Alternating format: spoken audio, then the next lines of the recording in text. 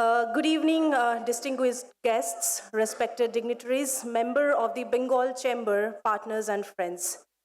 It is my absolute pleasure to welcome you all to the inaugural program of BCC&I Women's Forum Shaping Legacies, Conversations on Leadership and Creativity, presented by Mia by Tanishq, powered by Techno India Group, Unwind and Fortune Foods.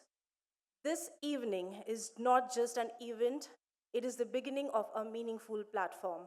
A platform where leadership meets legacy, where creativity meets conviction, and where conversations shape the future.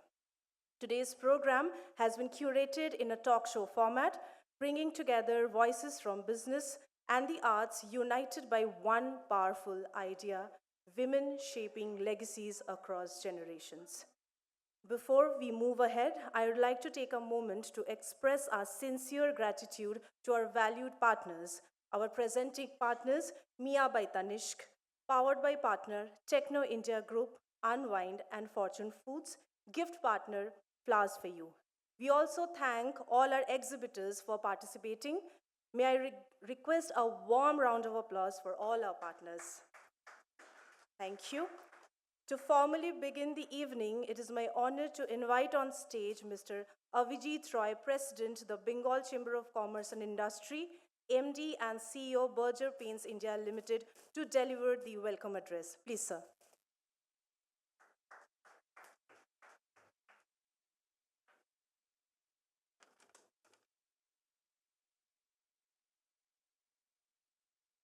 Good evening, distinguished guests, members of Bengal Chamber, and friends. It gives me great pleasure to welcome you into the inaugural program of the Bengal Chamber Women's Forum. This evening marks the beginning of a meaningful platform, one that celebrates leadership, legacy, and creative excellence through thoughtful conversation. The Women's Forum has been envisioned as a space for dialogue, collaboration, and inspiration. This evening's program reflects that vision through two interconnected conversations that explore different dimensions of women's leadership. Our first segment focuses on legacy and the next generation on the journey of inheriting responsibility while carving out an independent leadership identity. Balancing tradition with innovation, navigating intergenerational dynamics, and redefining roles are challenges that demand courage and clarity. Through this discussion, we hope to gain honest and practical insights into these evolving leadership journeys. The second segment moves into the world of artistic expression, reminding us that leadership is not limited to business. In the arts, too, legacy is shaped through discipline, creativity, resilience, and mentorship. This conversation will explore how tradition and innovation coexist and how excellence is sustained across generations. I am also delighted to share that today we have more than 12 proud women entrepreneurs as a part of this program, showcasing their own brands and products. Their presence truly reflects the spirit of enterprise and self reliance that this forum stands for. I would encourage all of you to take the time to visit their stalls, engage with them, and support their work by exploring and purchasing their products. Together, these dialogues create a cohesive narrative, one that bridges enterprise and art, united by women shaping legacies in their respective fields. As we formally launch the Women's Forum, we reaffirm our commitment to fostering meaningful engagement and empowering women leaders across sectors. Thank you for being a part of this important beginning. I hope this evening inspires reflection, connection, and renewed purpose. Thank you. Thank you so much, sir. To further set the context of today's program and share the vision behind BCC&I Women's Forum, I would now like to invite Professor Manushi Roy Chaudhary, Chairperson of the Bengal Chamber Women's Forum and Co-Chairperson Techno India Group. Ma'am, may I please request you to address the audience? Thank you.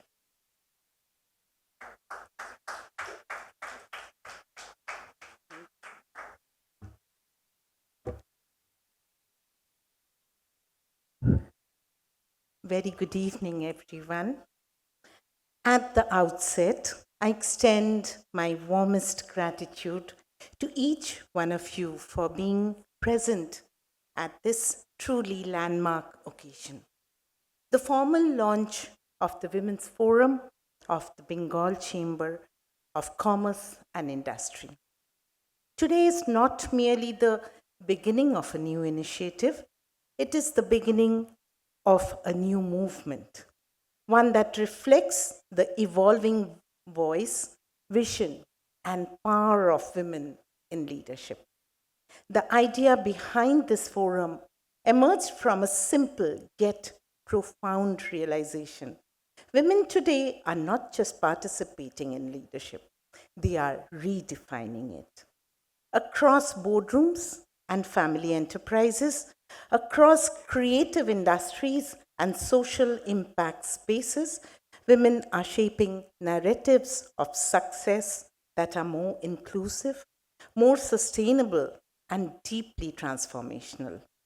This forum, therefore, has been conceived as far more than a platform for events and discussions. It is envisioned as a living ecosystem, one that nurtures meaningful dialogue, encourages mentorship, builds intergenerational bridges, and creates tangible opportunities for growth, collaboration, and collective advancement. Our theme for today is Shaping Legacies, Conversations on Leadership and Creativity. And I believe this theme could not be more timely because legacy in today's world is no longer defined only by inheritance, it is defined by stewardship. It's about how we carry forward values while having the courage to evolve with changing realities. It's about how we honor what came before us while creating new pathways for those who will follow. We'll be hearing very soon from the speakers in the first session. Through today's conversations, we'll explore two powerful dimensions of legacy. The first one, enterprise, where next generation leaders are balancing respect for tradition with the confidence to innovate. They are navigating expectations, yet building identities that are uniquely their own. They are proving that leadership can be both rooted and revolutionary. The second is creativity, where artistic excellence reminds us that leadership is not limited to corporate structures. Leadership is also expressed through discipline, imagination, expression, and the commitment to preserve and reinterpret cultural heritage. Together, these discussions remind us that leadership is multidimensional. It is strategic and sensitive.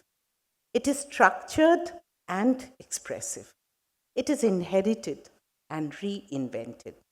I'm especially proud that alongside these discussions, we are also showcasing women entrepreneurs whose journeys represent true grassroots resilience and ambition. Their stories embody the very spirit of what this forum stands for: confidence, capability, and community. And would request each and everyone to please have a look at these 12 stalls, what the young women has done for us. As chairperson, my vision for this forum is clear and unwavering: to create sustained engagement, not episodic interaction, to build networks that transform conversation into collaboration, to mentor emerging leaders while continuing to learn from experienced ones, and most importantly, to ensure that women's leadership is not seen as an exception but becomes an expectation. Friends, this is just the beginning, only the beginning.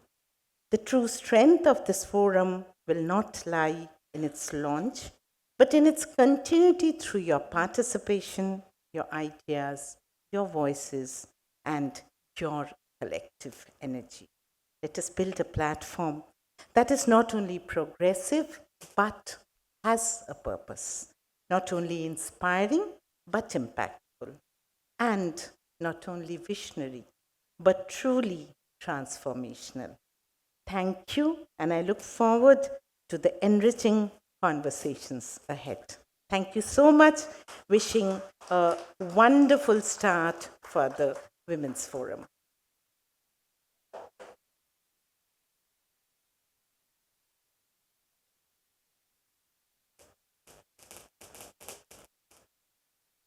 Thank you, ma'am, for articulating the purpose and spirit of this initiative so beautifully. We now move forward into our first segment of the evening, a powerful panel discussion titled Legacy, Leadership, and the Next Generation. This session brings together four remarkable second generation women, leaders who are not only carrying forward their family legacies, but also redefining leadership in their own distinct ways. The session chair is Ms. Meeta Roy Chaudhuri, editor of T2 The Telegraph, known for her sharp insights and engaging conversations. Welcoming Ms. Meeta Roy Chaudhuri, editor of T2 and T2 Online from the House of the Telegraph, who has been leading the platform to new heights since 2019. A veteran journalist with over 26 years of experience, she is one of the India's most credible voices of fashion journalism, having covered major fashion weeks globally and represented India at platforms like the BRICS Plus Fashion Summit in Macau. Please come on stage, ma'am.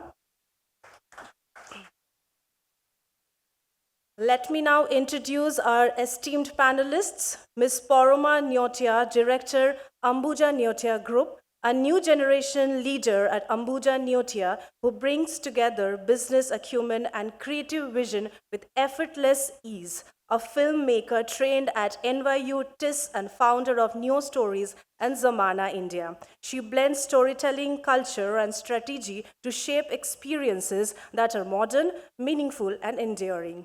Please. A big round of applause. Now, may I invite Ms. Debashri Roy, MD Peerless Hotels, a dynamic hospitality leader with over 14 years of experience in brand strategy, marketing, and business transformation. She has led expansion initiatives and revitalized iconic ventures like Aheli, strengthening the group's footprint across India. Please, ma'am.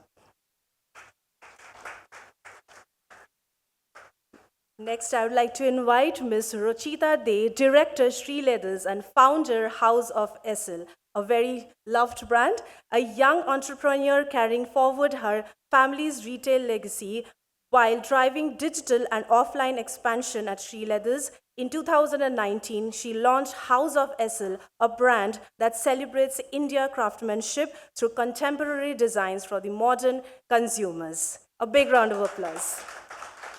Next, we have Ms. Rashi Ray, Director, Response India, a bold and contemporary voice in the communications industry, an award-winning communication designer and recognized among Social Samosa Top 330 under 30 agency leaders of the year. She brings over 15 years of experience in shaping impactful brands across industries. Please welcome on stage.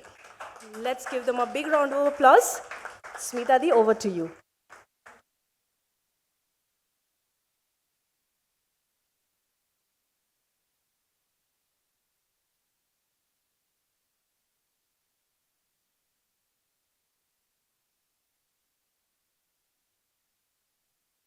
Hello.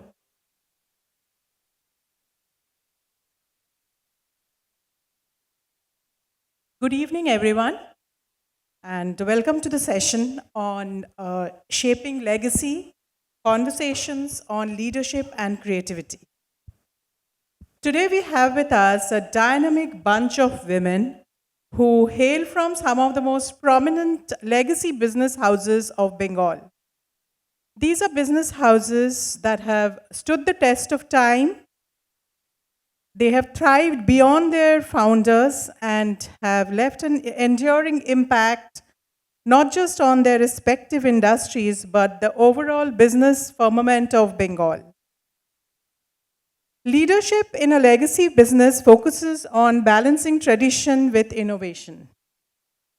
The young leaders must respect the foundation of their business while modernizing operations, focusing on growth, and adapting to changing markets. And that's exactly what the women leaders that we have with us today have been doing. So we are all waiting to hear from them about their leadership journeys and how they have been balancing legacy with strategic evolution. I would first start with Poroma. Poroma, you hail from the Ambuja Neotia Group, one of the most illustrious business families of Calcutta. You have joined your family business, and if I'm not wrong, you are looking after the F&D division of the business. And you have already launched your very successful brand, Zamana. So tell me, you must be having an immense pressure to uphold the family legacy, the reputation. So does that weigh you down or inspire you more? And does that feel like a pressure or inspiration or both at the same time? And how do you handle that pressure? Hello, good evening, everyone. Thank you, Smitadi, for having me on this panel and to BCCI as well. This is particularly personally very special for me right now because my principal, Ma'am Sarkar, from my school, Lamatna, is also here, and she's had a very big role to play in the people that all of us have become. So thank you, ma'am, for being here. I'm a bit nervous already seeing you, but yes, to answer your question, Smitadi, to be very honest, initially, I think when I came back from college, I did feel pressure. But I think it was a self imposed pressure that came from this idea that I want to kind of prove myself and do something. But over the years, having gone through my own share of success and failure both, I've kind of redefined it now. I think with the privilege that I have, the resources that I have, I would say that it's more of a responsibility rather than a pressure. I'm very aware of the fact that all the people, all the colleagues, and the stakeholders that work with us, they rely on us not only for their own survival but also their families. So it's a responsibility of one into, I would assume, four for each family that works for us. And they are the reasons we are where we are. So the least I can do is act responsibly, be cautious, and not take any decisions that would put their livelihood at stake. So that's a responsibility I carry. But on a very personal note, I have also found my own sort of reasons to enjoy what I do. And that is something my father was always very clear about. There was no pressure that you have to join the family business. It was always that you have to find what you love to do, what you'd be committed to doing, and do that well. So I found my own reason to serve hospitality because I love people, I love connecting to people, and I love creating experiences for them that would become a part of their core memory. And that kind of drives me to be in this game and cope with it, because I don't think I'm doing it only for myself. I'm doing it for a larger purpose. And of course, on a like a very politically incorrect note, I had very little time spending with my father when I was growing up because he was very busy. This, fortunately, in the last couple of years, has allowed me to spend more time with him. I get to sit in boardroom meetings with him, and I think that learning, I think I would trade anything for that. So that keeps me motivated as well. Thank you, Poroma. And we are looking forward to many more successful brands from you, like Zamana. Rochita, you come from a family that owns Three Leathers, which is a brand traditionally viewed as a quintessentially Bengali middle class brand. But you came in with a new vision and have clearly given the brand a new direction, introducing a whole new look and feel to the line of products and taking it up several notches with House of SL. So, how easy or difficult was it to convince your family to give the brand this image makeover and to break away from their traditional middle class image that they were catering to? And was there any resistance to the modernization that you have envisaged for the brand? Good evening, everyone. Thank you so much for having me here at the Women's Forum today. I'm really privileged to be here. And ma'am, I'm 2010 batch, so nice to see you. Nervous as well. One of my earliest observations, although very straightforward, was that even though India was one of the leading manufacturers of footwear, when our young consumers who are looking for fashionable footwear, they would always gravitate towards international brands. Having said that, most of those international brands are selling footwear that's made in India. So I wanted to introduce a line that is inspired by international fashion aesthetics, but also made relevant for the domestic market. But when I came up with this idea, and it's a privilege that in a business family, when one of us has a vision, it becomes a group project.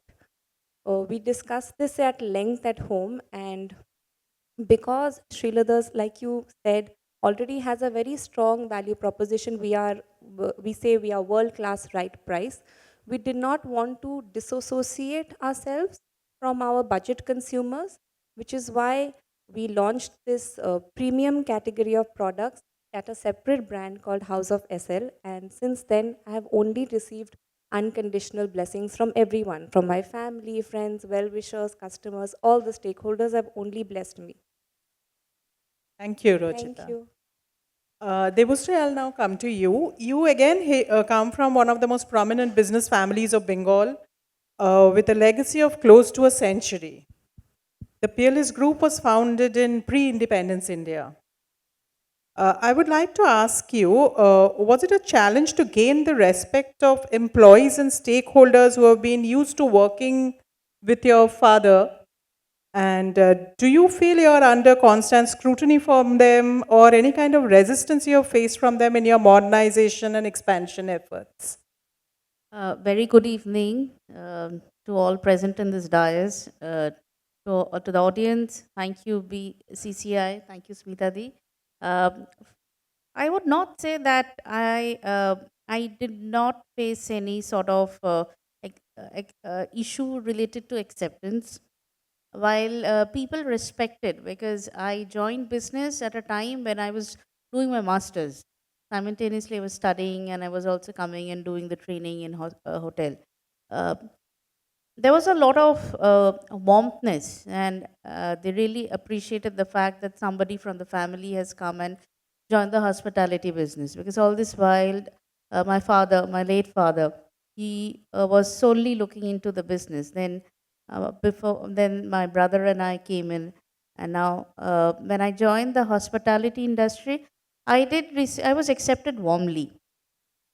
But when gradually I was getting deep down into things, you know, there are issues. It happens. It's a free independent company.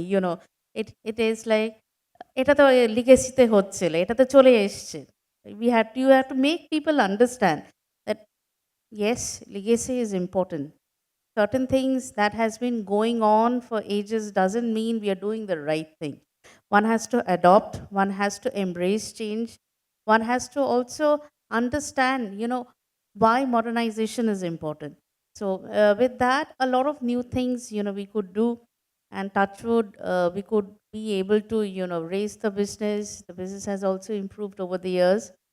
Answering you under constant scrutiny, I think what started as an appraisal system has been, we then introduced KPI, KRA, you know what I'm talking about. But now going ahead, we have made it much more professional. Starting from me till down the line, we have close to almost 70 to 75% implementation of a balanced scorecard, which speaks in itself. So you don't need to always point finger out and say, I have done this. And it is not just one individual's effort, it is an effort of the team. Because we always believe on the philosophy that it's servant leadership. If you have to make a company successful, you will certainly need to walk with the people. So that's how it is. So if you are a team member with the team, they will recognize and appreciate you. Right. Thank you, Debusri. Rashi, you come from a very different family business, one that is the business of creativity. Your father is a name to reckon with in the world of Indian advertising and communication. And he has single handedly built and managed the reputation of some of the biggest brands of Bengal. I'm sure the legacy of Ram Ray is incredibly difficult to match up to. So, weren't you apprehensive before you joined that you will face constant comparison with your father, or that it will be too difficult to fill in his shoes? And how have you dealt with it in your career? Thank you so much for having me on your panel. It's so nice to see so many familiar faces, ma'am. You were my vice principal, I'm much older. My best friend's Mashi. It's just nice to see so many people that I know over here. I get asked that question a lot. And I always think that you don't really choose where you're born. But I think I got very lucky because, I had an incredible parent. My father, he was a very cool guy, and he didn't really believe in any form of parental control. So he has never made any decision for me. Right from when I was a teenager to older, he said, if you want to run response, you can. If you don't want to, don't. I'm not interested. Do what you like. I'll give you a rope. You can hang yourself with it, or you can climb and you can fly, and that's your business. But what he truly believed that he came into this world for is that he believed he was meant to be a teacher. And advertising was incidental. And he created a lot of people, he mentored a lot of people, and he always gave me the confidence that I was his best work. And he left that with me. And very recently, someone told me that people think you follow his footsteps. But have you ever thought that he came into this world to bring you? And I could relate with that because I do what I love doing. And I do it well because I am grateful and for the respect that I have for what he taught me. So I don't know whether I match up to him, but I try. I'm sure you're pretty much there, Raj. Parama, I'll come back to you. So, I'm sure many in the audience already know that you have another side to your career, which is filmmaking. I know how passionate about films you are, and your family has been completely supportive of it. And you have joined the family business too. So, do you plan to balance both, or like pursuing your filmmaking career while being involved all time in the business? Or going forward, do you think there will come a point where you'll, end up choosing one? So, films is actually my first love and probably my last love. I did study filmmaking, and that is what I've always dreamt of being. But yes, my family has always been very supportive, but in all honesty, they were terrified. Yeah, they were like terrified. They were very supportive in the sense that they didn't want to stifle me, or they didn't want me to, not do something that I was passionate about. But I could see, especially, I would get into these very obsessive episodes when I was writing something and I'd only be doing that. And they used to think, is this normal? Is this how normal people are? So they were terrified. But, having done films and having studied it, one thing I realized is that film was always more of a medium for me to express myself. It was never like the end goal. However, it's very different as an enterprise and it's very different as an art. The commercials of filmmaking and of the business side of cinema is very different. And that is something I was not well equipped with. And hospitality has actually allowed me to understand the business aspect of it better, whereas cinema has allowed me to, in hospitality, create more personalized experiences and to create products beyond algorithms. So I think both have helped me in a strange way, and I've actually married the two with Zamana because Zamana is a tribute to old Hindi cinema. So I've found a way to bridge them. But yeah, eventually I think I would love to do both because I live, breathe cinema. But in a way that once I'm more confident about how to do it as a business, because again, in cinema, one Friday night decides the fate of your film. Whereas in hospitality, we get several Friday nights. So I think I think it'll take some time for me to get there. I would love to do both, but my priority will always be hospitality because I think I have a higher responsibility there and there are a lot more stakeholders. Thank you, Padma. I think you're very lucky that you had this lens of viewing the film enterprise from a business point of view. Rochita, I'll come to you next. So, in today's changing world, technological advancements and innovative systems are helping to transitional traditional businesses around the world. How have you used the advancement in technology in your brand to transition your brand? And what kind of acceptance or resistance have you faced in introducing new technologies to your brand? Because introduction of new technology, as we all know, often faces resistance from traditional, whether it's businesses or workplaces everywhere. So even though I introduced myself as an owner of a footwear retail chain, Shriladas is actually a supply chain company. Our core competence is the fact that we want to be as lean as possible. And to be able to do that, we have to minimize wastage at every stage from manufacturing of the product to the final delivery of the product. And we rely heavily on technology. So by the time I joined the business officially in 2018, adoption of new technology was not new, it was already the norm. Some of the things that we do is because we have really good metrics, our flagship store on Lindsay Street in the year 2025 received a footfall of more than 38 lakh customers. So to be able to address that level of demand better, we do a time series demand mapping. So it's essentially just a sensor at the entrance of the store that measures the hourly footfall, and then accordingly we adjust our labor supply accordingly. Another practice that we do is before Pujo, we have 70% of our inventory is one day inventory, which means at the end of every day, we are replenishing 70% of that inventory. And to be able to do that better, we have an inventory management app which forecasts demand based on our historical performance. Something that I personally also learned is I'm not a designer.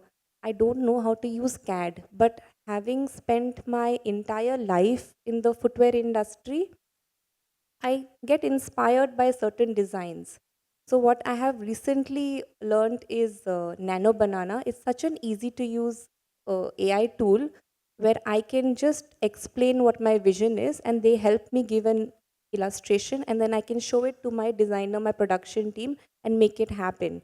So this helps me in three ways. One, it saves me time. Secondly, minimizes wastage because now instead of making 20 samples, I can do a preliminary selection just digitally by changing the colors, the materials, the features. And thirdly, it has given me a skill I did not have to begin with. So we realize we are in a technology accelerated economy and we never have and never will shy away from using technology to improving our operations. Thank you, Rochita. That really gave us some insight. So, Rashi, I'll come to you next. So, much has changed in the communication world from your father's time. Like while digital media has come in big time as the primary mode in marketing now, and with the advent of AI, the landscape is changing further. How do you view this transition, and where do you see traditional advertising now? And how are you navigating the new forms of communication? Digital has certainly become mainstream. But if you ask me, I still think that press and outdoor are very powerful mediums. They create, they make things that can be credible. It makes brands seem credible. It creates memory, creates culture. So what has happened now is there are just multiple channels and far less attention span. And communication has to now run fluidly through all channels. That's been one major change. So what has happened in our business is everything has become faster. So things are required at scale and there are too many touch points. So what we feel and the way we work is we think that communication, the fundamentals have not really changed, which is, it is the understanding of how people think, because all communication is designed for people. So you have to understand what they like, what they don't like, what they desire, what they fear. And it is the ability to be able to translate all of that into one clear strategy, which is, what are we saying, why are we saying it, and then be able to express that for whichever channel effectively. And this is, we are media agnostic, so we use whichever channel we feel will be most effective. You asked about AI also. Um, in the 80s, when, earlier layouts used to be done by hand, everything used to be, typeset, illustrations used to be made, used to be assembled like in a assembly line. Then came computers, then came internet, then came Google, then came these, plethora of softwares that we've been using. So AI has just been expansion. It is allowing us to meet that immense speed that we now need. So we have embraced it. And I think it's been really good for our business. Thank you, Rashi. Devashri, I'll come to you. The Peerless Group has several businesses, from real estate to hospitality to healthcare. And some of these are traditionally male dominated businesses. Uh, you joined the business quite young. Being a woman, did you have to struggle to be taken seriously, both inside the organization and in the industry as in general? And especially since our society has preconceived notions about women's capabilities and traditional gender roles even today. Well, I would say yes, internally. Your first question asked me, was I accepted? While yes, I was accepted, one fine day, when I actually started coming regularly to office, I could see people eyebrows, growing up. अच्छा ये आप रोज रोज office आने वाले हैं? अच्छा हाँ, काम ही तो है ना रोज ऑफिस आने आने के लिए. So that's when things did people did raise their eyebrow. But going ahead, as I said, when they started seeing or understanding that yes, I'm also a part of them, I was taking up equal responsibility in terms of work. It was becoming easy for them to accept internally. Coming to the industry wants a lot of women in this hospitality, because I think we women naturally know how to juggle our commitment very well. Whether it's being a daughter, whether it's being a mother, whether it is being a sister. I think after I've become a mother of a 5-year-old now, my daughter is 5-year-old, and I really have learned to what I've really learned is how to balance things. This is one industry, no matter how much stressed you are, you can't afford not to have that smile in you. So, of course, the industry was very warm to me, and they welcomed me very well. And I also remember in one of this event, in hospitality event, I got a chance to interact with Miss Priya Paul. And one advice she had for me was, "You have joined the industry. Bring in 10 more women like you. We need more women in this industry." So this is what I have to say. Thank you, Devashri. I would like to bring the same question to Porma and also the others, because Porma, you also, your family has a lot of businesses which are traditionally male dominated. So have you faced any kind of, stereotyping or anything there, or struggle to be taken seriously? So, to add to this drama, I actually have a twin brother who's also involved in the family business. So, yeah, that really makes things very, very different. So, we both joined almost at the same time. He joined a little earlier to me. Um, and I did notice that I don't think they root for you as much when you join as they would root for a boy, but they do celebrate your wins. So when you do something good and you perform, and I think performance outdoes everything, outdoes gender in any field, I feel. So I think when you do perform, then they do start seeing you differently and they do respect you. But that initial euphoria is not there. I'll tell you a funny story actually. So in Marwadi families, girls are called baby at home. A lot of them. So naturally, if you have a family business, a lot of people in the office also start calling you baby. Okay. So when I was growing up, a lot of them called me baby. Now, when I started going to work, most of them didn't even know my name. They knew my brother's name, they didn't know my name, so I got promoted to baby madam. So, so to from there to now they call me Paroma. I think that's the journey, but from baby to baby madam to Paroma. But I think yeah, that is just there is a stereotype. But I think if you perform and if you remain committed, and of course, I think very importantly, remain kind, because a lot of people sometimes feel threatened by people who are in a position of power who've not essentially earned it. So I think kindness helps. Rochita, what about you? So the narrative in my household was so strong that I was not really exposed to stereotypes as such. I have a younger brother, and if somebody gave him a car and gave me a kitchen set to play, I did not think that, oh, this symbolizes I have to be in the home. I was like, if it's a kitchen set, maybe I'm meant to make a retail chain of, sorry, a chain of restaurants.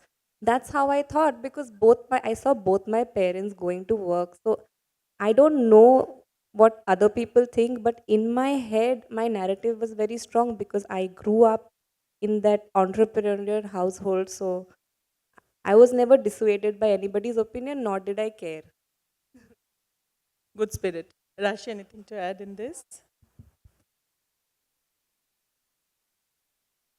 I started working when I was very young. I used to go to work when I was, because we live in the same place. I used to go to work when I was 3, 4, not like Paroma. They used to call me baby. But, because I have no brothers, they always expected that, at some point I will take over. So there was a joke, which is when I used to go to office, they used to say future CEO has come. So that expectation was there, and our work, unlike, is not so internal as it is external. And then most of the time when I'm working with men. I think that in your head, if you don't think about it, you won't really see their reaction. That's how I work.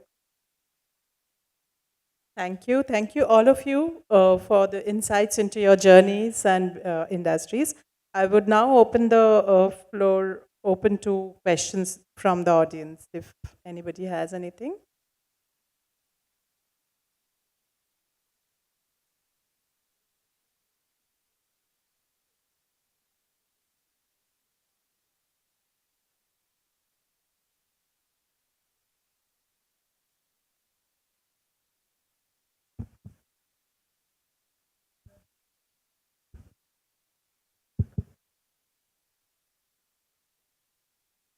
Good evening, everybody.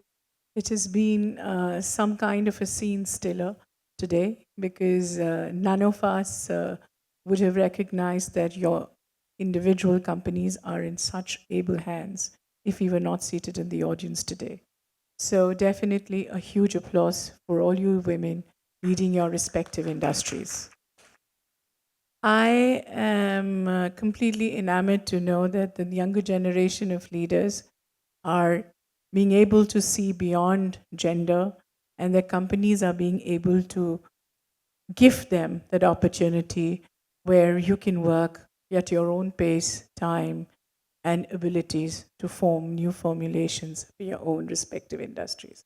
I just want to ask you, like most of my friends here, when it comes to financial decisions in your own individual companies, because any new idea needs money. So, do you think the privilege that you have of leading your established industries, let me put it established, because which means you're already home. So, beyond that, when somebody is investing in your ideas, obviously somebody is also putting money where the word is. So, do you think it was easy to get finance for your ideas when we were thinking new, or was it difficult? How easy or difficult was it? Devoshi, want to take? I think that's a very pertinent question. Um, it was convincing in any business, whether we are carrying a legacy or whether any sort of business that each of the women sitting over here are doing. At the end of the day, what do we listen to? not just our passion, but how much at the bottom line it is adding. That's a term that we call ROI. And by now, my team who is sitting at the back is laughing at me because, they by now know what is ROI. Any company at the end of the day, when they see, yes, this is adding value, not just in terms of guest experience, but also at the bottom line. And at the same time, we have been able to do something different. Yes, I have got personally a lot of support from my board member. I can be rest assured. And I can say this openly.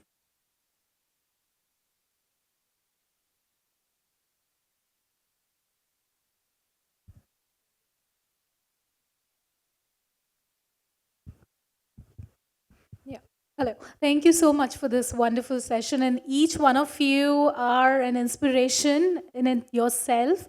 And thank you so much, first of all, for sharing your journey. And likewise, I am someone from the other side where my parents have been coming from a complete bureaucratic family. And I chose not to go in that path, like, being the only child in your family, my father envisioned. And back in those days, used to have those white ambassadors for the bureaucratic people. So my father thought, make your hath dhore office hi niye jabo. And I'm the first generation entrepreneur where I disrupted into my family that yes, Bengalis are not just, wanting to work, they might employ people. And thus, in 25-year-old, I established my own foundation. But similar, experiences which I faced is that whenever I go to any, whether it's working with the governance policy, I have always asked, been asked this question, boss kahan hai aapka? Without knowing that, I am the founder of the foundation, we are in 4 countries, 13 states, doesn't matter. But sign में check आप ही करोगे, आप ही decision लोगे. You so the mentality around India is that no matter how powerful you are, no matter how credible you are, or no matter how high performance person, then maybe the decision has to be from a male.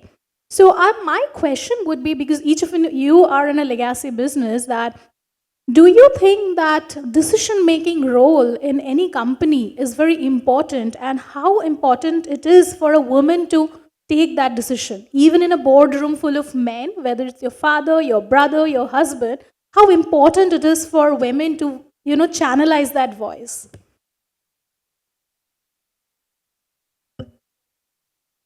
Give it a shot. So personally, I never looked at myself any different from my coworkers or peers. But one mistake I did make early on, I used to feel like to show that I'm powerful, because whenever we had meetings with external representatives, I used to feel that maybe I should be stern and maybe I should be rude, and that would show that I am powerful. And I regret doing that going forward. Even if somebody um, is being difficult with me, and I'm understanding, I'm not blind to the fact that they are treating me the way I am, because they probably think I'm a child or I'm a girl, so they will treat me differently.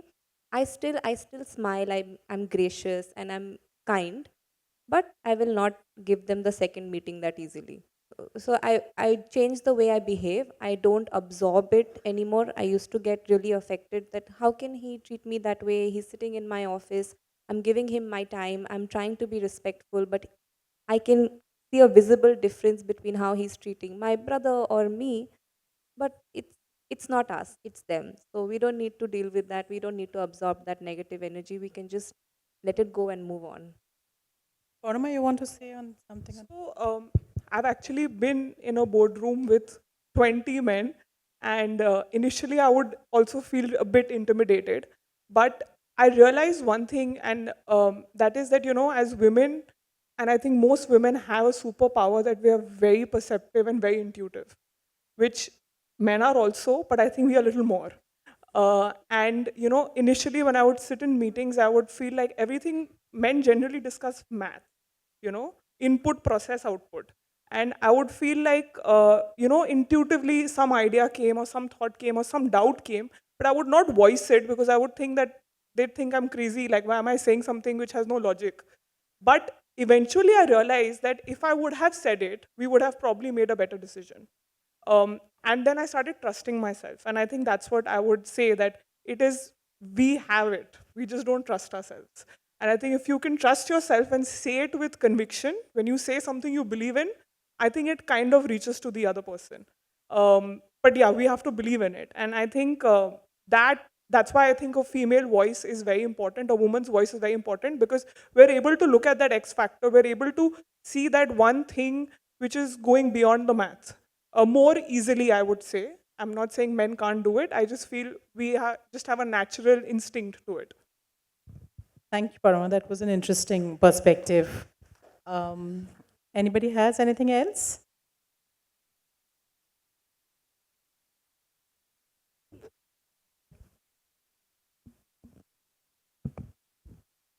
Uh, Firstly, good evening to all the dignitaries and distinguished guests present over here.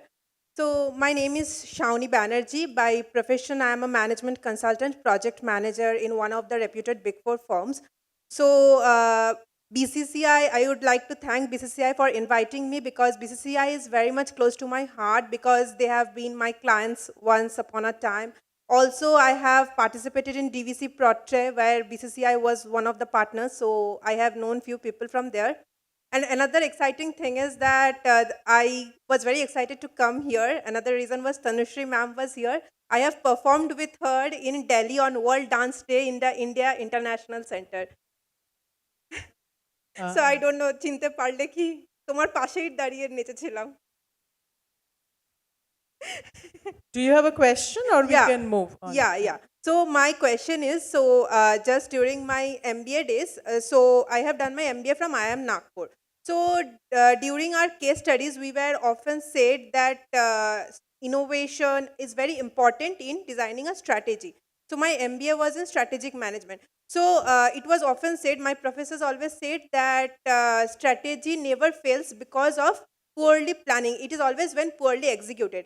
So my question here, like as you people have been involved with business, is when you think of innovation in a particular strategy, so how you prepare yourself that whether this will work or not. So how you prepare yourself? So that guidance I want.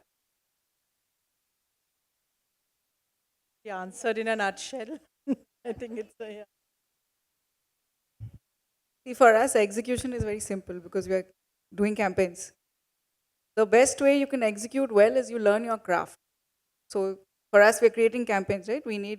It's a picture and words. So you have to be a good writer and you have to be able to visualize and know how it works. And that's how we execute. I'm not so sure how you build a hotel. I mean, that's really not my place. But Likewise, there's no rule by the book. You just have to execute. If you think and you believe in your strategy and in your plan, just execute it right. Results will fall in the place. Shonali, we have time for more questions, or can we just wrap it up? Okay, yeah. Hi, my name is Ray. I am a corporate professional turned first gen entrepreneur. My question to you is, by 2030, we expect the rate of obsolescence to be less than 72 hours.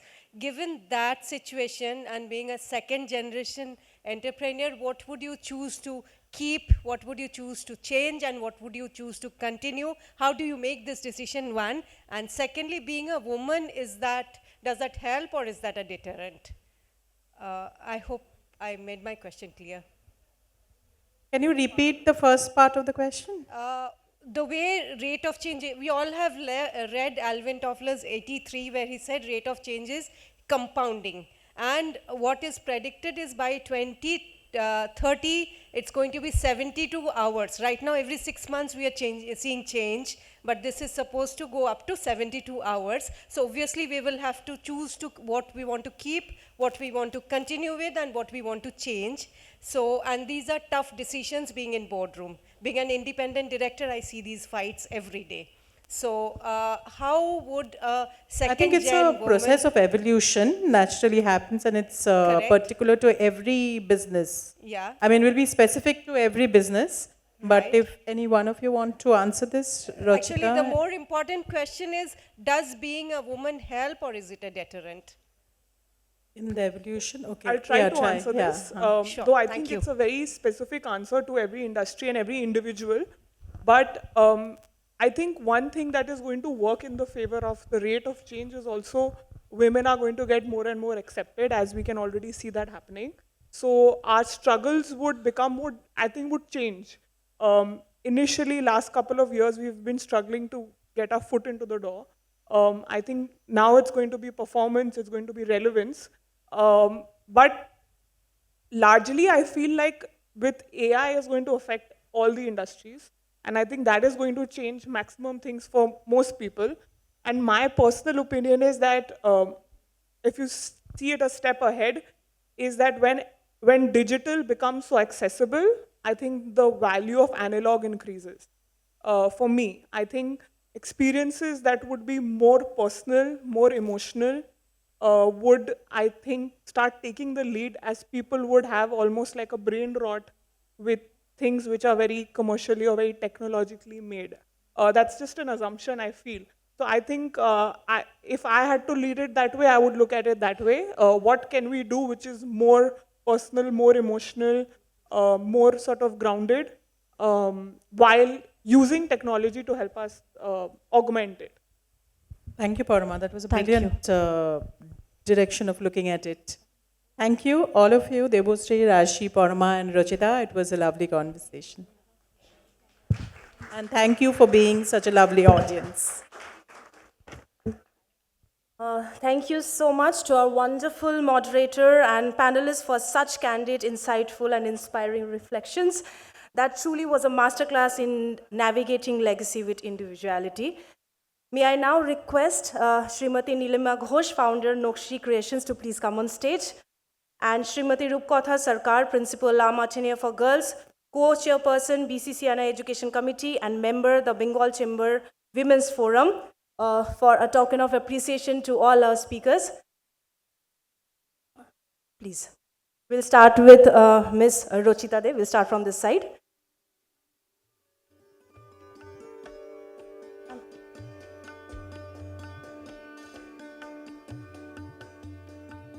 We have wonderful flowers from Flowers for You, a gift hamper from Mia by Tanishq, also a bag of gifts from Be Calm, My Ethnic and My Home Linen, Shopno Puran Welfare Society, Mommy and Me, and the Eco Urban. Next, we go ahead with Poroma. Again, a flowers from Flowers for You,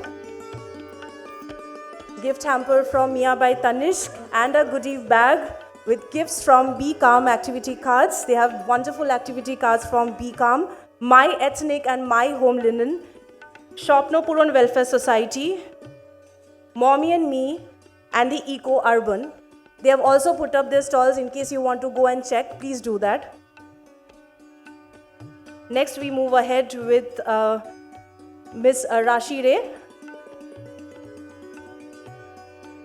A big round of applause.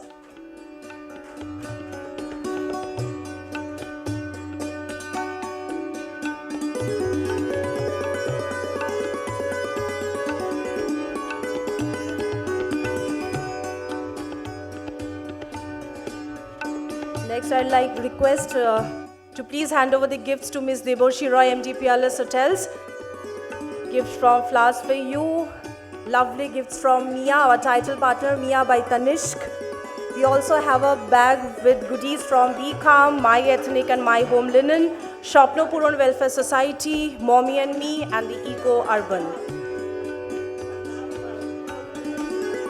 Also, to our Smita Di, our dearest Smita Di, a big round of applause.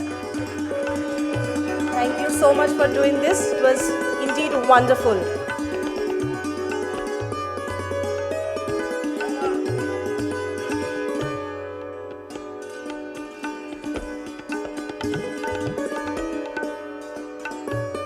Thank you.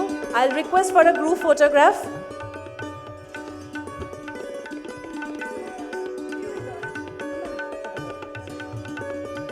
We'll just take a group photograph all together, ma'am. Take a group photograph.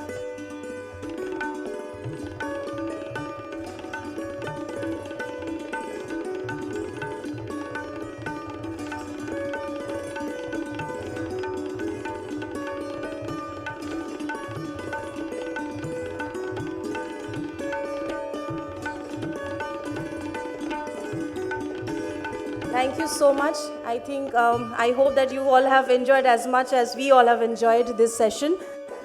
Our second segment is a special fireside conversation titled Where Arts Meets Life, featuring the iconic dancer and choreographer Srimati Tanushri Shankar.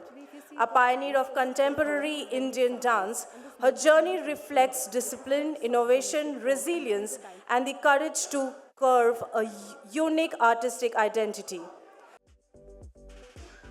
This special conversation will be chaired by Professor Manushi Roy Chaudhary, co-chairperson of Techno India Group, co-chancellor of Techno India University, and chairperson the Bengal Chamber Women's Forum. She is a visionary education leader and institution builder. As founder of Techno India Group Public Schools, she has championed accessible holistic education through pioneering initiatives in mental wellness, women's empowerment, and sustainability. A recipient of multiple national honors, she continues to shape education and leadership with purpose and impact. Please, ma'am, inviting you on stage, please give a big round of applause for Professor Manushi Rai Chaudhary. Thank you, ma'am. I now invite our very special guest, Srimati Tanushri Shankar, choreographer and artistic director, Tanushri Shankar Dance Company.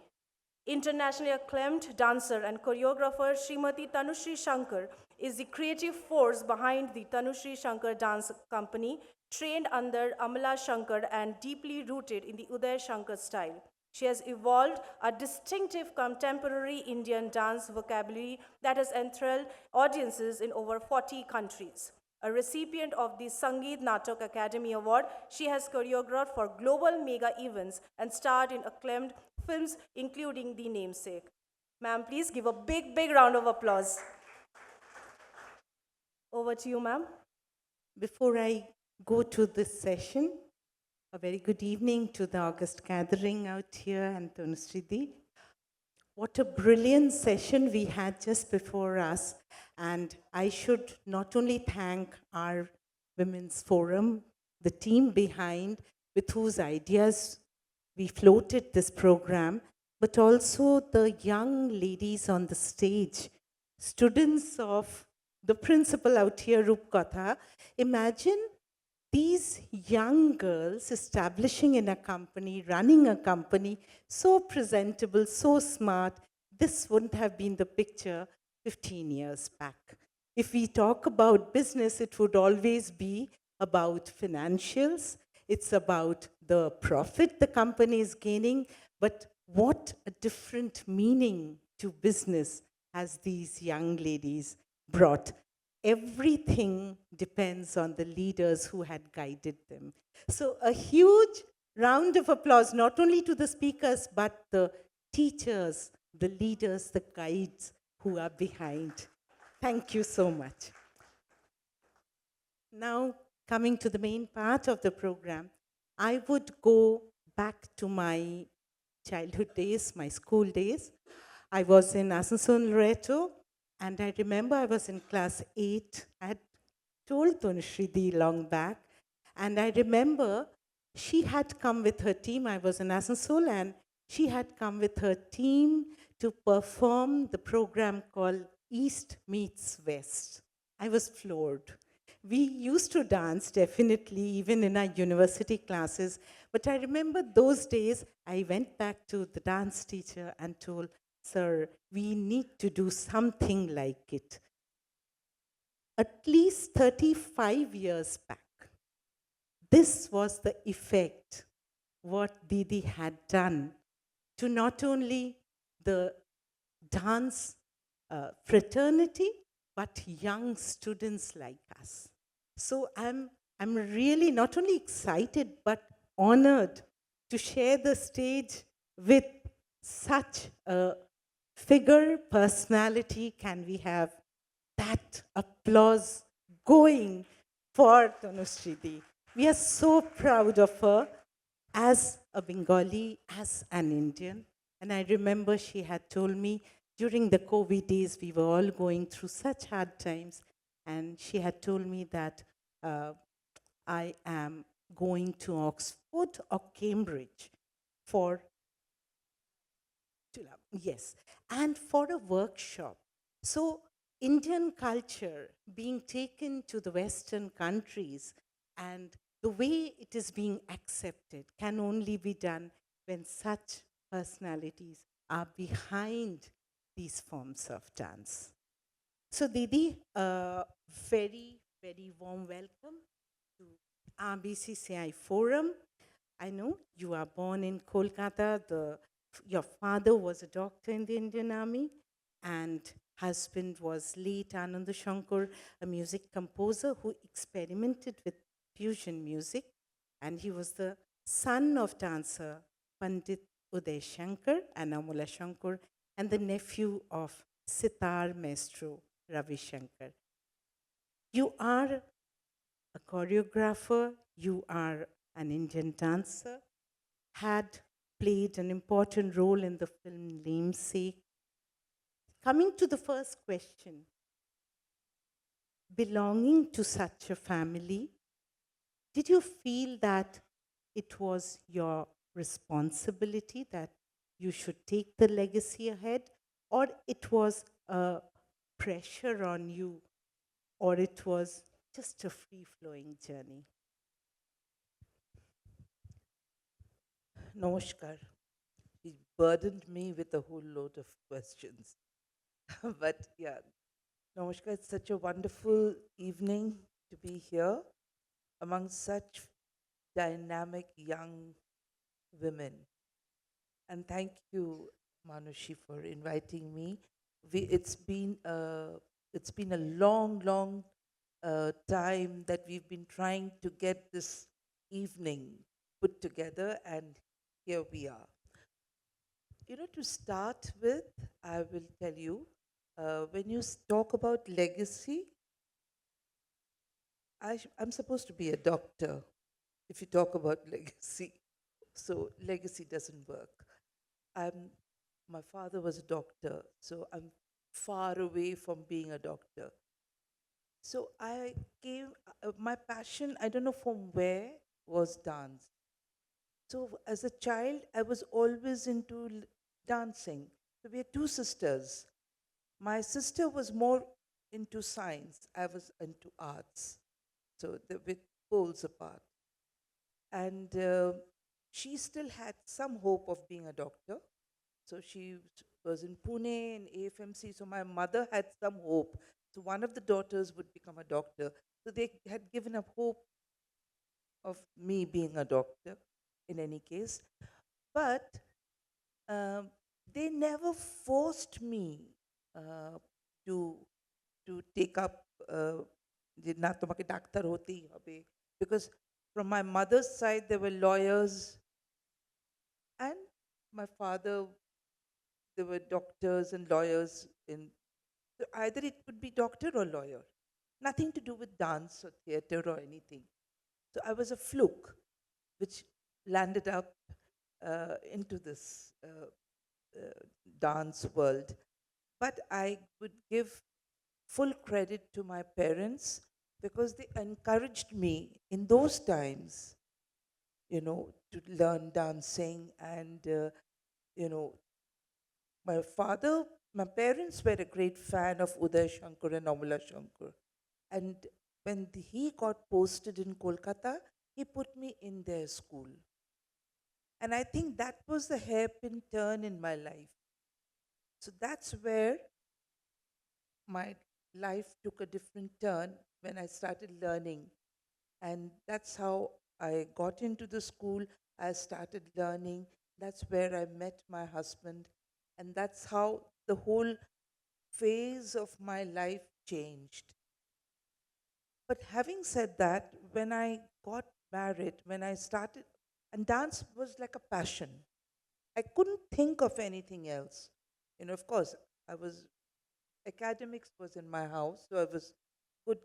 I was so-called good in studies, not in maths, but other subjects.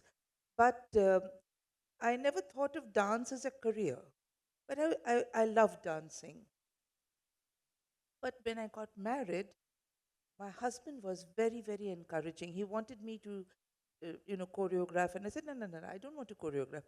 I just want to dance, just go when my mother-in-law used to have shows, I would just go and perform and come back. But he told me that, why don't you try? There's no harm in trying.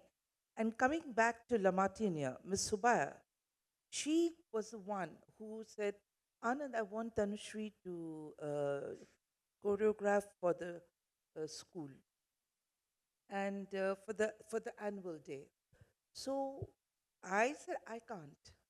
I cannot do that. So he said, "Then just try. If you can do it, if you do a bad job, she will never call you back the next year." And he kept on encouraging me. He said, just try. There's no harm in trying. So I went and I did. So it was quite good, I believe. So next year she said, no, no, you come back next year also, you do it. So next year also I did it. The third year we had Youth Tal that brought 3,000 students. We had it. They had it in Netaji Indoor Stadium. Youth Tal. I don't. You were there. Okay. So there were loads of these youngsters who are not. I still meet a lot of the students who had done Youth Tal, including Azma Khan. She came and said, "You don't remember me, but you taught me dancing when we did Youth Tal." I said, "So okay." So we did Youth Tal. So, and then I said, will you stop making me do all this now? I'm not doing it anymore. And then I got this professionally to do um, a show for Pata 78. That was a professional tourism show which was happening in Delhi. And then I put my foot down. I said, I can't do this professional choreography. So he was trying to see whether I can do choreography or not. So, and I was very happy being a housewife. I just wanted to be a housewife. Ranna banna kochi, সংসার টাংসার করবো. That's what I saw my mother doing. And I didn't want to be, and I was quite happy. But he was always very encouraging. He said, there's something which you do. He said, people will come to see your dance, your work, as Uday Shankar, Ramula Shankar's daughter-in-law one day. The second day, they will not come if it's not good. He used to always keep saying, next day they will not come if it's not. So this is how he has been doing, and that's what I'm still doing now. And I have a feeling he kept on doing this and pushing me for work. Probably, he had to leave early. That's why, he made me do all that. And today, probably because I did that I could keep on doing what I'm doing today. But I was never ambitious. I didn't want to do, but I kept on doing. I had that creative ideas and which I learned from my mother-in-law.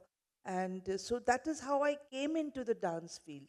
I loved learning and I loved teaching.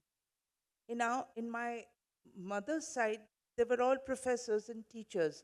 So I had that teaching in me. Maybe it didn't go into the teaching. My teaching came in handy as a teaching of dance. So that is how it came in. And probably that's what I'm carrying forward from whatever I learned from my mother-in-law. I'm just sharing that with my students and my group. And I think legacy is not just about family-wise, but I think it's about what you can share and keep the parameters right and the philosophy right. And if we can really sow the seed in the right way and nurture them right, then it carries on. And I think that's where the legacy moves on. I think that's what I feel. I don't know whether I've answered your question right or not. Yes, it's true. And I think you had started doing the choreography in Lamats. You were only 17 in those days. Yes. So that is something which speaks about actually, were you a confident person or slowly confidence built up in you through the journey? I think I had to become confident because I was thrown. You know, ওই সমুদ্রেতে না পড়লে সাঁতার শেখে না. So I was thrown into situations where I had to do it. And over a period of time, I had to learn how to do it. I mean, I didn't go to any school of learning, but I had to learn through practical knowledge.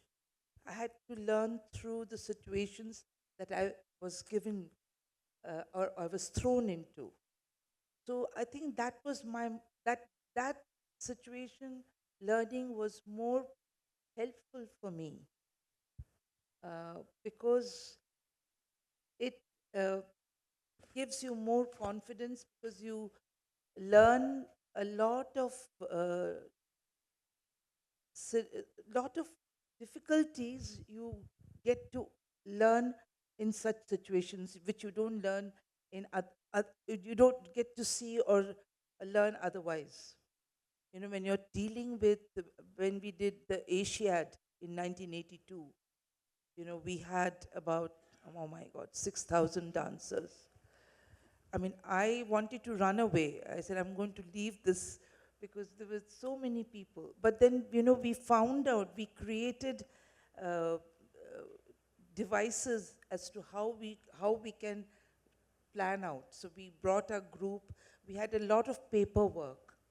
You know, we taught our group what we wanted the 6,000 dancers to do. And then I said, okay, these four girls, this group, so A, B, C, D, E, F, G, so we made it into so many groups. So this group is going to teach this contingent. This group is going to teach this contingent. So this is how we planned out. So, you know, there needed to be a lot of paperwork and a lot of discipline. Because in Delhi, when we used to rehearse those days, the rehearsal used to be from 5 o'clock in the morning till 10. Because after that, the sun used to be very strong. So it was organized by the NCC. So the whole thing was being planned out by the army. So 5 in the morning to 10. My daughter was about 3 years old. So carrying her, the nanny, and all the group, everybody used to be on the field. So 5 in the morning to 10, we used to rehearse and then come back, have breakfast, and the next day till about 11:30, everybody used to rest it out. And then post lunch, again, we used to plan out what we'll do the next day. So, you know, there's certain things, and I think it was, now when I look back, I think it's great that we did all that. Then we did a lot more such mass choreography later because of those, you know, practical learnings from Asiad. So nice to know these. I was just coming to this question. Like many women fear society's judgment. How did you handle the judgment, gossip, or unnecessary opinions about your lifestyle, your profession? Turn a deaf ear. The best way? Yeah. That's it. Absolutely. I mean, why do you, the society doesn't need to monitor your life. As long as you Excellent. know what you are doing, you know what your conscience, if my conscience is clear, that's my life. Society is not dealing with my life. And you cannot stop anybody from talking, can we? No. True. Everybody has a freedom of speech. We cannot stop them. If they feel happy to talk about it, it's their freedom to talk. If they feel happy, it's fine. It doesn't bug me at all. That's okay. You need to do whatever you are meant for and what keeps absolutely. you happy. And I do not need to, I do not need to react.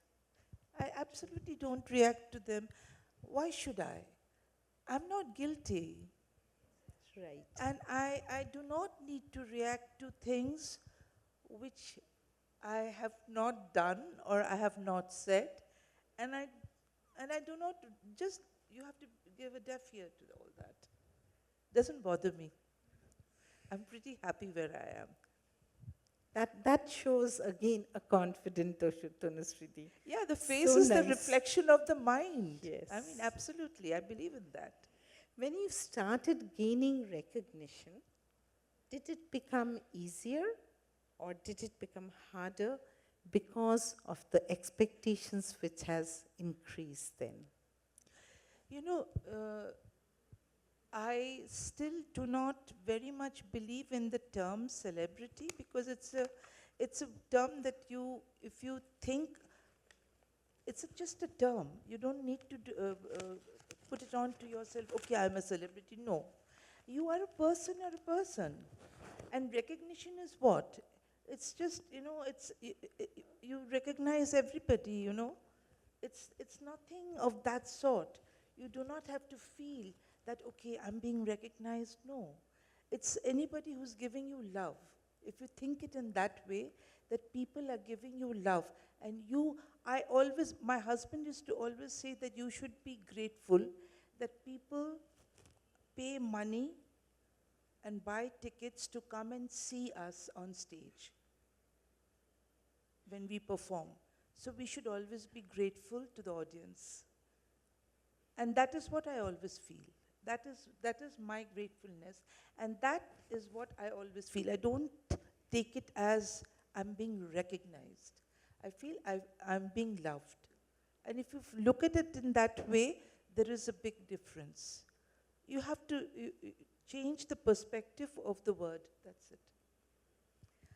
When you come to the top, it's said you become alone, lonely. Do you feel that loneliness at times? You don't have to go on to the top. You don't need You to are? go. You are I'm on not, the top. no. I don't need to. I have a lot of people. I have a lot of friends. I have family. I'm not alone. I'm not alone. If you think you're alone, you're alone. Yes, I have my uh, alone time when I want to be alone with myself. Me time. Me time. But if I think I'm alone and on top and I want to be alone, I don't want to be people, that is, I think it's more of a put on. Why should I be?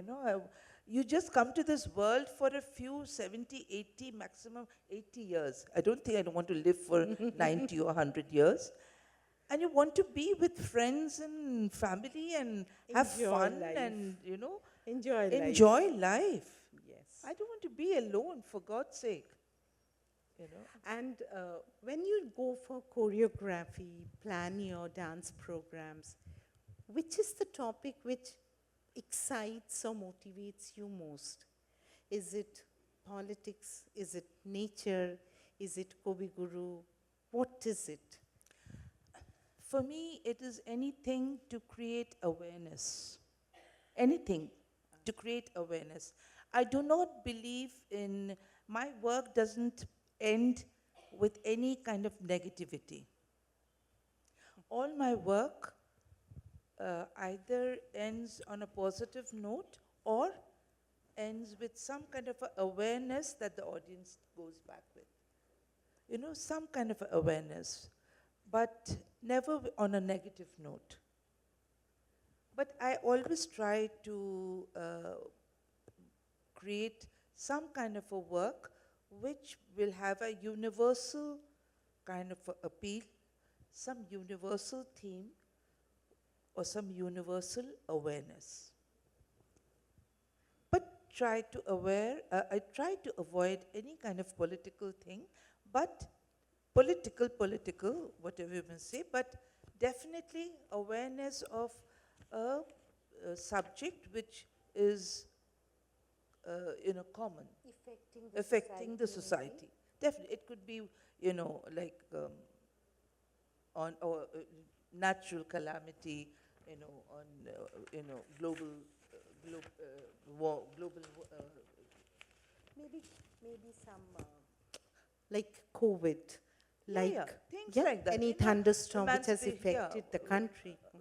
Women's freedom or things like that.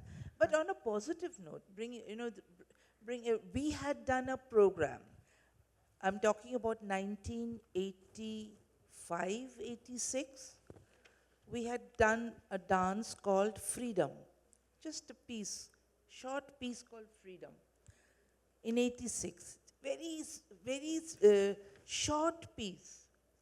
You know, I mean, when it was written by Anando, it was a dance where it used to start with a white screen which had a red cross, and there used to be two sections on this, on the stage, where section there used to be a family coming in, the Shoshu Shashuri with the, with the son and daughter-in-law.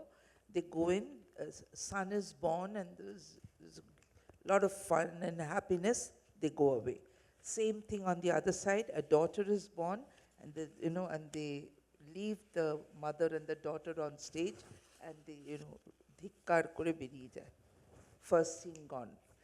Second scene, it's a family, again, very short, like a staccato. And then this family with the father, mother, brother, sister. The son is given everything. The son is going out with the friends and all. And the daughter is told, বাড়িতে রান্না করো, সেলাই শেখো, this. You cannot go out, all the other things. You've got to get married, so you cannot do this. And the son is going out. The father is giving him money. তুমি যেতে পারো, মেয়েরা বাইরে যাবে না, that sort of a thing. Done.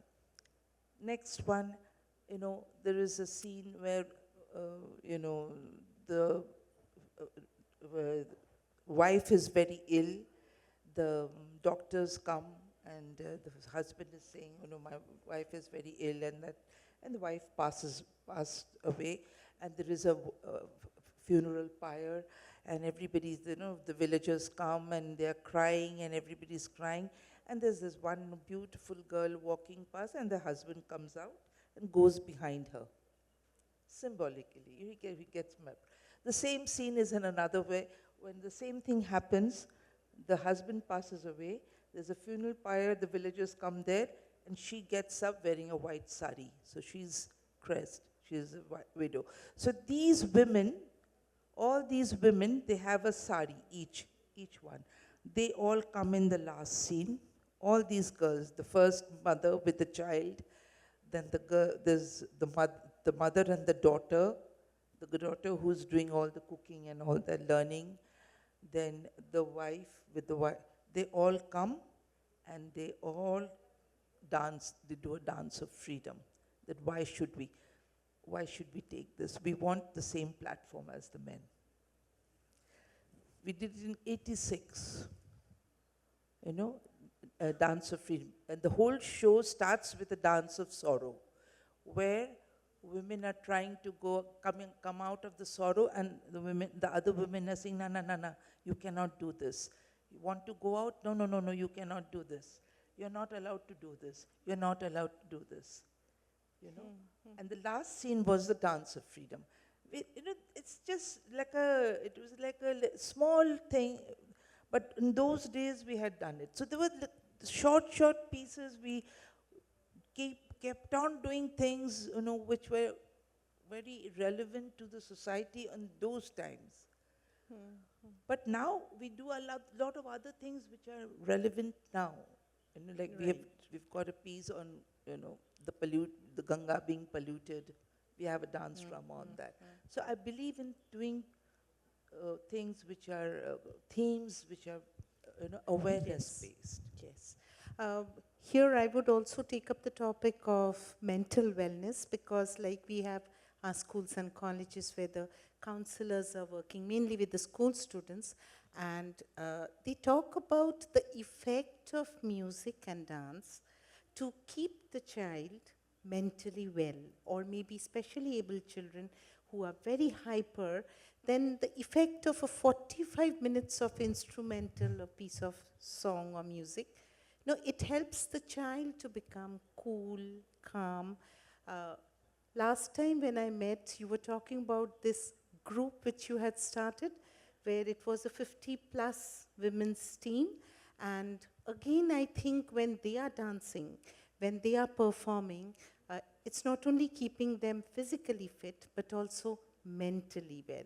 So, how do you really connect your dance patterns with mental awareness, not only of ladies, but anyone who is into it? We had two little girls from Manovikas Kendra. One little girl, she joined as a child and she stayed with us for about 4 or 5 years. We gave her an achievement award. She was with us for 4 years. She was a special child, beautiful. She still is in Manavikas Kendra. Now we have a little boy who's dancing with our juniors. So it is definitely, we had a little boy who was a deaf and dumb. And he was such a sweetheart. He was with all the normal children. But I could see he didn't have his mind in the dance. But his mother was very keen that he dances. So every time there was another little boy in the class. So whenever there was a little break, the two boys would run around and play around, and then he would sit and take a piece of paper and, he would sketch. He would sketch.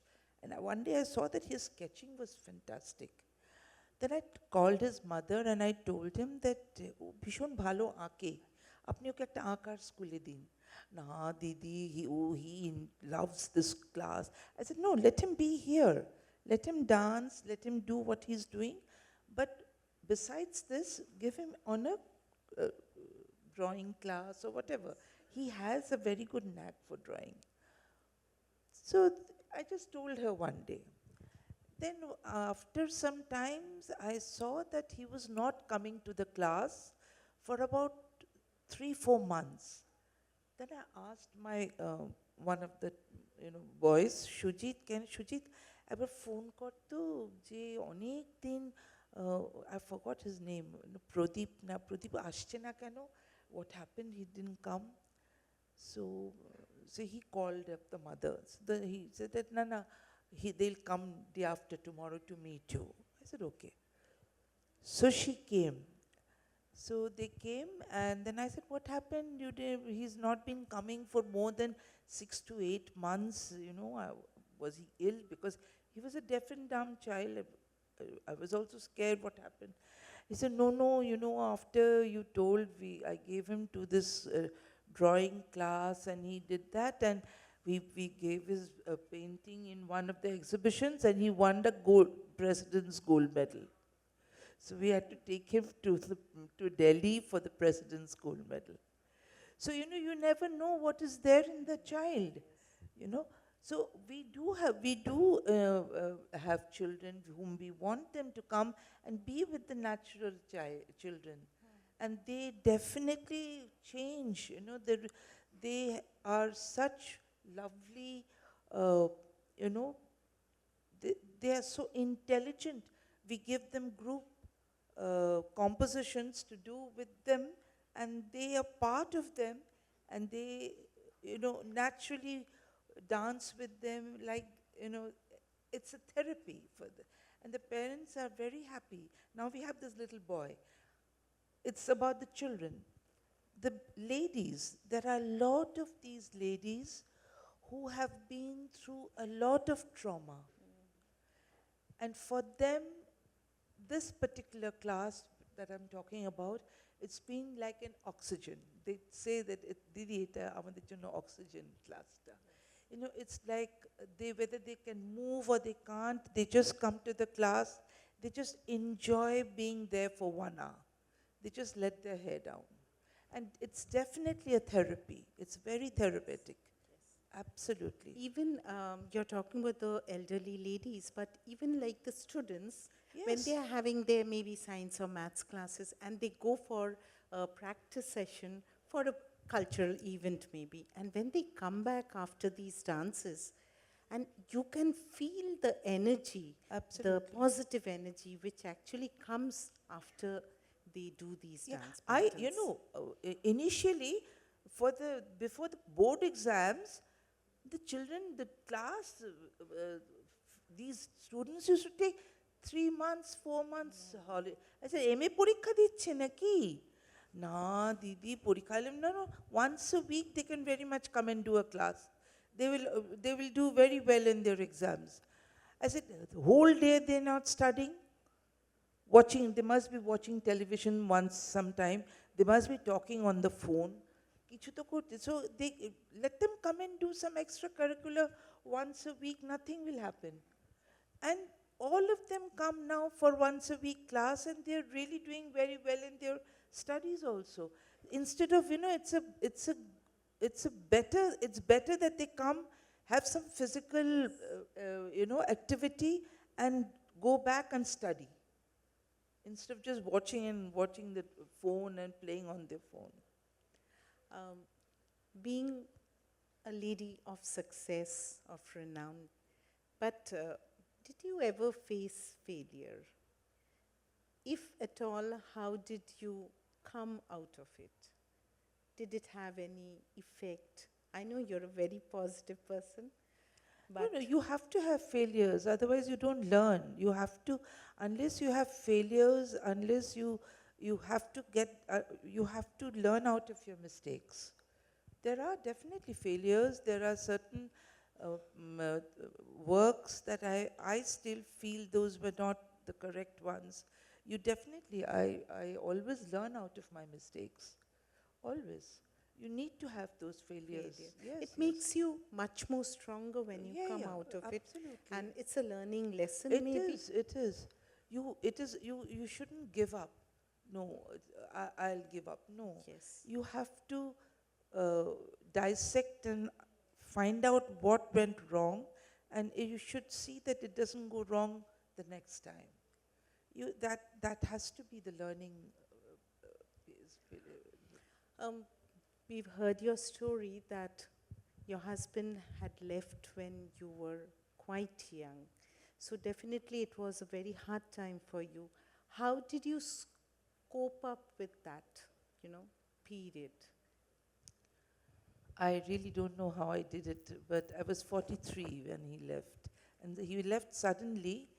And yes, the first 3, 4 years were very tough.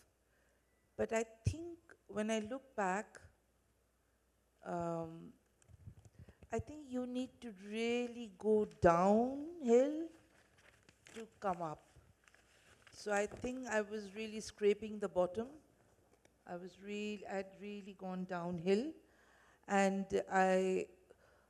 Anando had spoilt me because I'll tell you, I didn't know anything about how to run the group, what I would do. I was left with a 17-year-old, a teenager, um, who was, the most dangerous age of a child.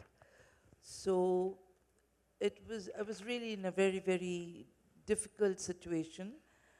But I think it, it was those few years that helped us to create a platform where we are now. It helped us, but it was really a very tough time. It really was a very, very tough time. And maybe something which you have got from those days is you became much more bonded with your daughter. I'm just I think guessing. we both grew up together. I think we grew Yes. up together and we both fought together. Because we were sort of pushed to the wall, there is no other way, no other place to go. So then you sort of fight back. That is what happened with us. So, yeah.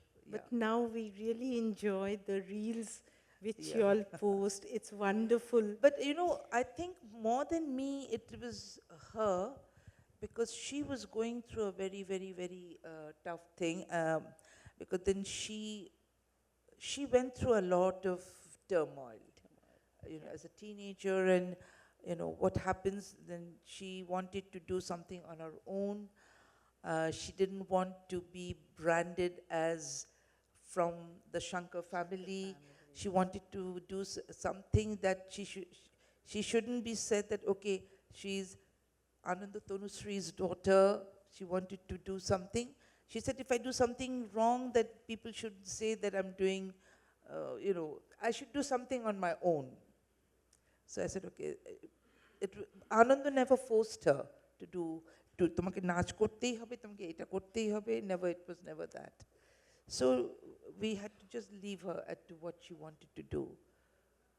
So that's how it was, and gradually she found her footing as to what she wanted to do. If I ask you to define or say something about the young girls, ladies of this generation, how would you say, how do you look up to? I think this generation is very lucky. I would say the young generation today, they are in a time where I think they have the best of best technology in front of them, because what I was listening to them about AI and all that, which I'm not aware of. Sharakun bokuni kai mer kaছ থেকে. But, and also you have years and years of, heritage of Amad, especially Indian girls. Such dynamic girls, the youngsters, they have both. They have the strong platform of both. The modern Indianization, the technology, and also such fantastic,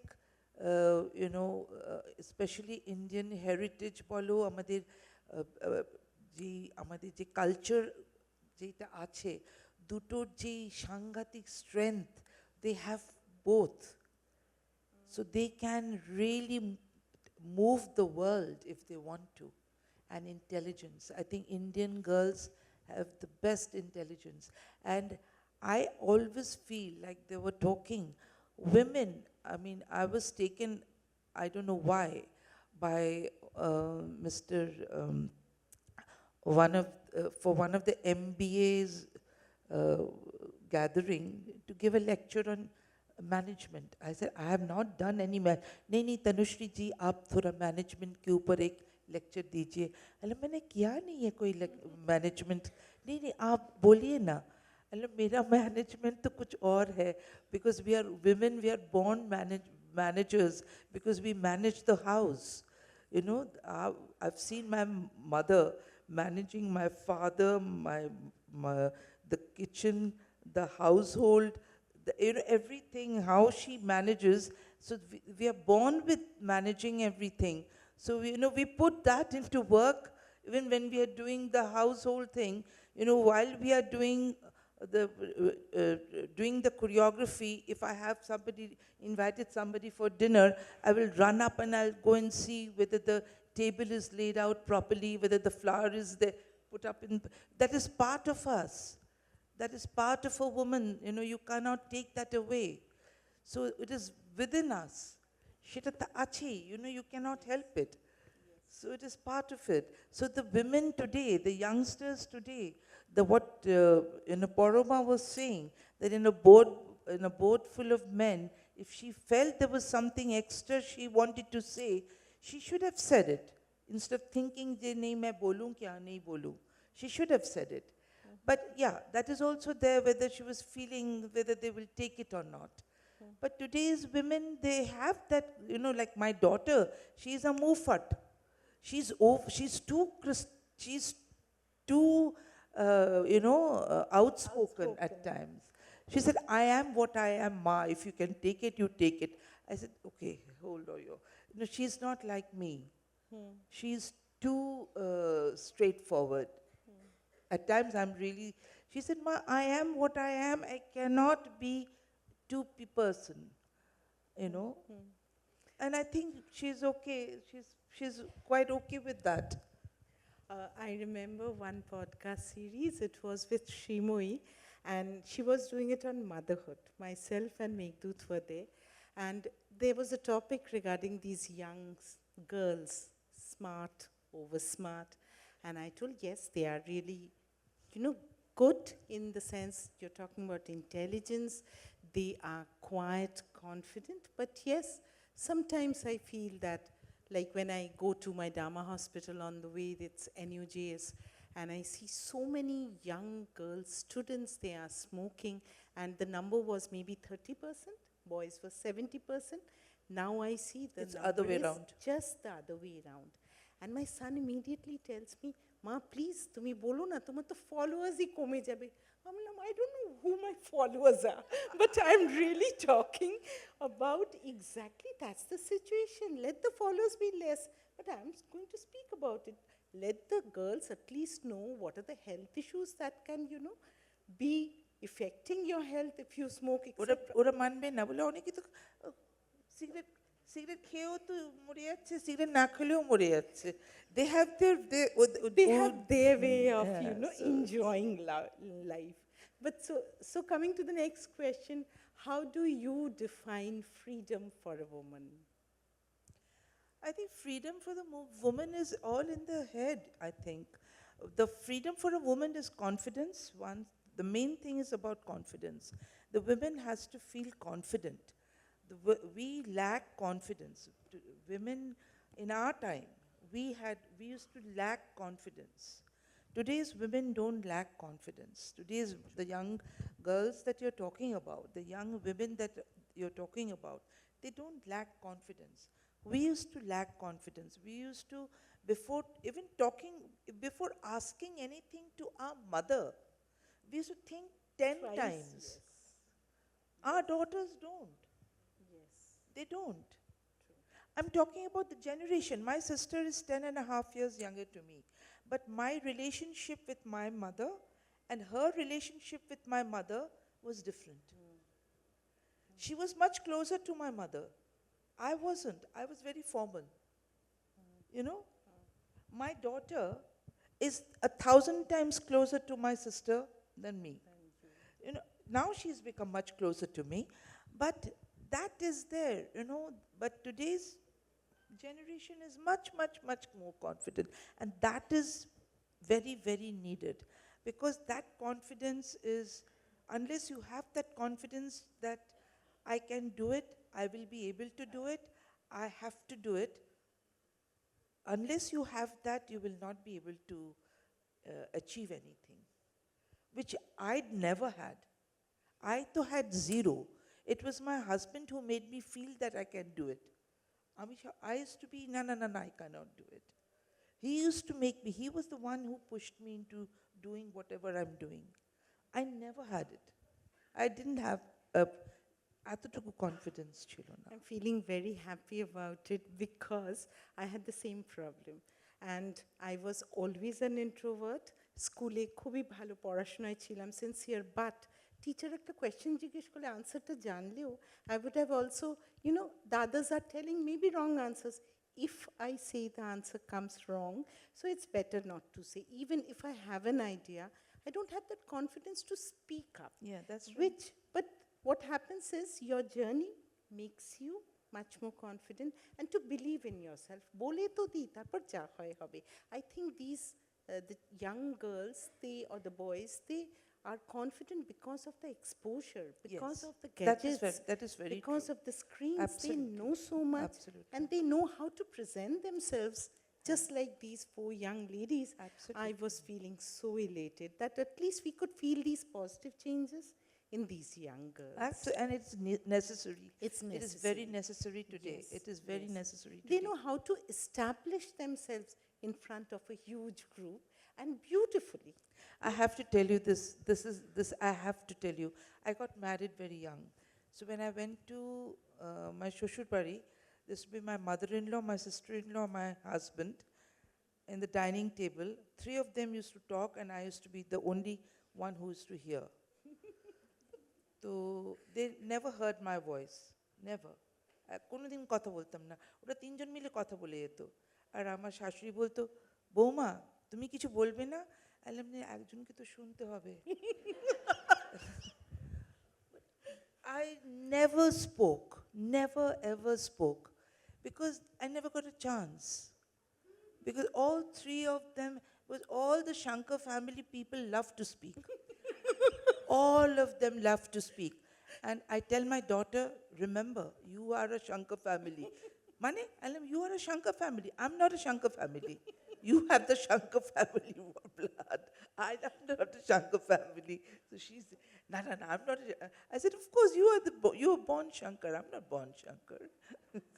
But I used to never speak.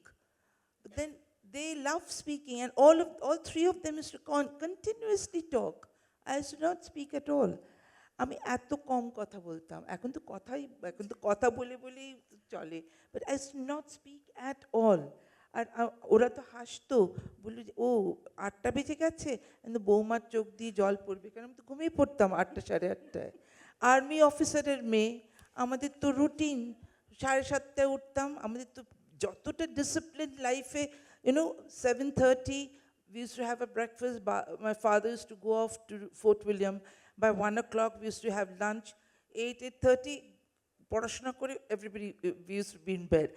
And I went and fell into a house which is a bohemian household. Everybody used to wake, except for my mother-in-law. My husband used to wake up early, but not like me. I'm a 5 o'clock waking up. আমার বাবা ভোরবেলা উঠতেন. And so my mother-in-law was early riser. So thank God, সকালবেলা চা বানিয়ে নিয়ে আমরা দুজন বসে চা খেতাম, আমি আর আমার শাশুড়ি। And everybody else, মোমো দেরি করে উঠতো, এখনো দেরি করে ওঠে।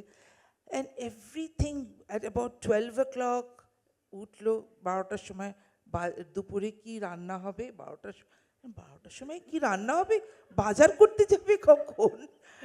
This used to be like, for me, it was like a 12টার সময় চলে গেল বাজার করতে, খাবো কখন? তাহলে 4টের সময় দুপুরের খাবার হলো, রাত্রে কখন খাবো তাহলে? It was like that. So my system went for a toss. I fell ill for a year because, it was a turmoil that happened in my whole system. But, that was it. It was a bohemian family. It was an artist family. They were, everybody was used to that kind of a lifestyle. And I came from such a, discipline to such a non-disciplined place. But that was it. But that's what, and they used to make fun of me, that ekkuni ghumiye porbe. And I'm shotti ghumiye portam. It was, but that was how it was. Which is the most loving relationship? Is it a daughter, as a mother, as a teacher? Which do you enjoy? I think each one is different, and each one has its own connection and very deep connection. Each one. I think mother-daughter is something very, it's a enemy, love, fight, and of course it's something Sweetest. which is, and it's a, ওই নারী বলে কাটে, কিন্তু কাটে না, ওটা থেকেই যায়, বাঁধাই থাকে ওটা। So it is something very, very different. And as a teacher, it's a bond that never breaks. Everlasting. Yes. It's never break. It never Lovely talking to you, going on. It'll never end. But just a few rapid fire questions. Yeah, sure. One word that defines dance for you. Spiritual. Totally. Okay. One word that defines womanhood for you. Oh, for me, it's everything. I think I would love to be a woman every birth. Your favorite Indian classical form? Dance. Mm-hmm. Because I learned Bharatanatyam, I love but I also love Manipuri because it's very graceful. Very graceful. Yes. I love Manipuri. Even the dress, which is very unique, some way Kobi Guru Shate connected on that dance for me. Your favorite music composer? Well, I can say Ananda Shankar, but no, but yeah, I like some of his music. Yeah. Yes, definitely. Few are there, as soon as it starts and your feet starts tapping. Your favorite Rabindra Sangeet or Tagore composition, if any? There are so many. Tagore is very impossible to say one, Yes. but there are many. There are many. Tagore I cannot pinpoint. You know, At least one or two. Choice-টা বুঝতে পারবো. but I like Akash Bhara Surya Tara, Vishwa Bhara Puran. Yes.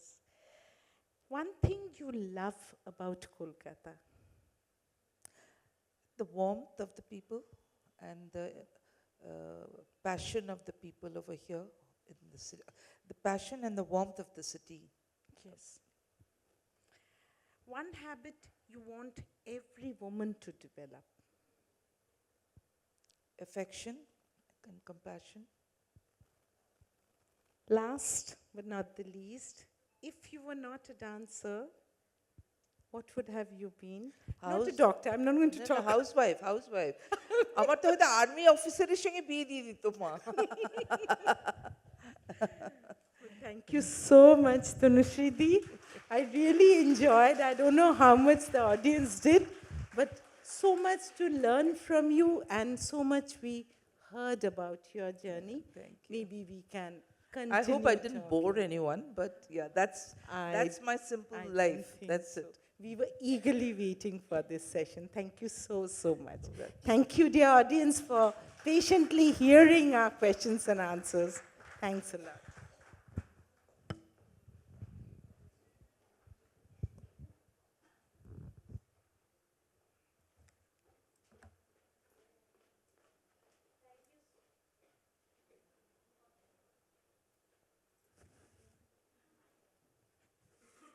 Thank you, ma'am, for sharing your incredible journey. Your story is truly an inspiration. Thank you so much. We have now a token of appreciation for both of you. I would like to invite on stage Mr. Avijit Roy, President, the Bengal Chamber of Commerce and Industry, MD and CEO, Berger Paints India Limited, and Ms. Snehanjali Nayak, Business Manager East from Mia by Tanishq, to please come on stage. First, I'd like to request sir to please present the wonderful bouquet of flowers from Flowers for You to Tanushree ma'am.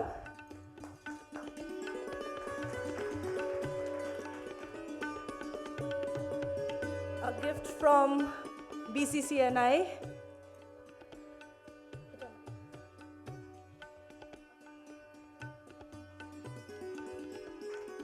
We have a wonderful gift hamper from Mia by Tanishq. I'll request Snehanjali to please hand it over to ma'am. And we have a bag full of gifts from Be Calm, My Ethnic and My Home Linen, Shopno Puran Welfare Society, Mommy and Me, Atoja, and the Eco Urban. Now I'd like to request sir to please hand over the bouquet of flowers to Manushi ma'am. These flowers are from Flowers for You. A bag full of gifts from Be Calm, My Ethnic and My Home Linen, Shopnapuram Welfare Society, Mommy and Me, and the Eco Urban, and a wonderful gift hamper from Mia by Tanishq. Thank you so much. Let's have a photo together, please.